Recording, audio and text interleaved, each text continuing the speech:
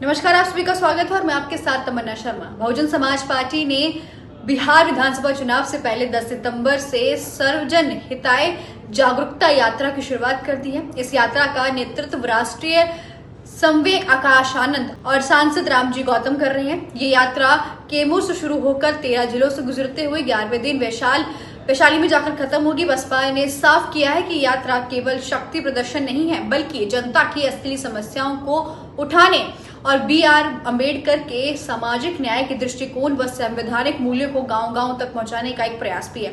वहीं आपको बताते चले, मायावती पहले ही ऐलान कर चुकी है कि बसपा बिहार में किसी भी दल से गठबंधन नहीं करेगी और सभी 243 विधानसभा सीटों पर अपने उम्मीदवार उतारेगी। पार्टी ने नारा दिया है, जिसकी जितनी जनसंख्या उसकी उतनी हिस्सेदारी। बिहार की राजनीति में अब तक बसपा का प्रभाव सीमित रहा है। वहीं आपको अगर आंकड़ों की बात करें तो 2000 में 5 सीटें, 2005 में 2 सीटें, 2009 के उपचुनाव में 1 सीट, 2015 में 0 और 2020 में केवल 1 सीटें उसके खाते में आई थी। आपको बता दें, वोट शेयर की भी करीब 2% रहा, लेकिन इसने कई सीटों पर विपक्षी वोट काट कर एनडीए को फायदा पहुंचाया।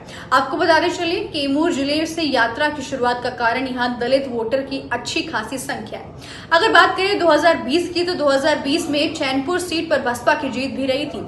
रामगढ़, मोहिनिया और अन्य चैनपुर की सीटों पर जातीय समीकरण अलग अलग है। वहीं आपको बता दें, रामगढ़ में राजपूत, मोहिनिया में रविदास और तमाम कुर्मी जैसे जो क्षेत्र हैं या फिर जहां पर कुर्मी समाज ज्यादा है, वो चैनपुर में ज्यादा है और वो राजपूत बहुल इलाका भी कहा जाता है। यात्रा का समापन वैशाली में होगा, जहां 8 विधानसभा सीटें हैं और यहां यादव, दलित व मुस्लिम वोटरों का प्रभाव काफी ज्यादा है। 2010 से 2020 तक यहां राजनीतिक रुझान लगातार बदलते रहे, जिससे बसपा को उम्मीद है कि सामाजिक न्याय के मुद्दों पर वह पेट बना सकती है।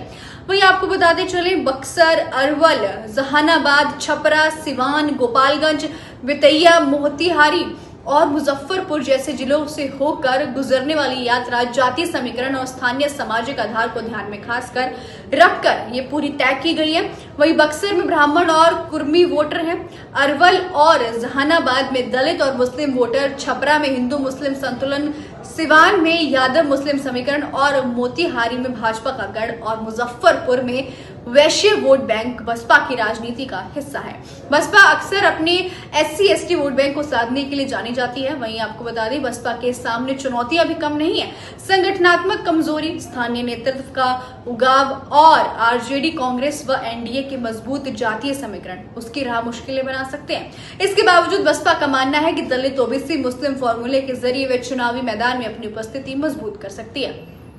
वहीं अगर बात करें मायावती की, तो मायावती उत्तर प्रदेश की मुख्यमंत्री भी रह चुकी है, जहां उनका वर्चस्व यूपी के तबकों से बहुत ज्यादा लगा हुआ है। वहीं यदि अगर बसपा वोट कटवा की छवि से निकलकर कुछ सीटों पर अच्छा प्रदर्शन करती है, तो ये त्रिकोणीय मुकाबले में परिणाम को प्रभावित कर सकती है। वहीं आपको बता दें, इससे ज्यादा कुछ नहीं होगा, लेकिन वोट जो खत्म होने की जो कगार है वो जरूर पड़ जाएगी। वहीं बसपा के लिए एक संगठन मजबूत करना बहुत जरूरी है और जनाधार बढ़ाना भी, जो आने वाले चुनाव में उसके प्रदर्शन का नया आयाम दे सकता है।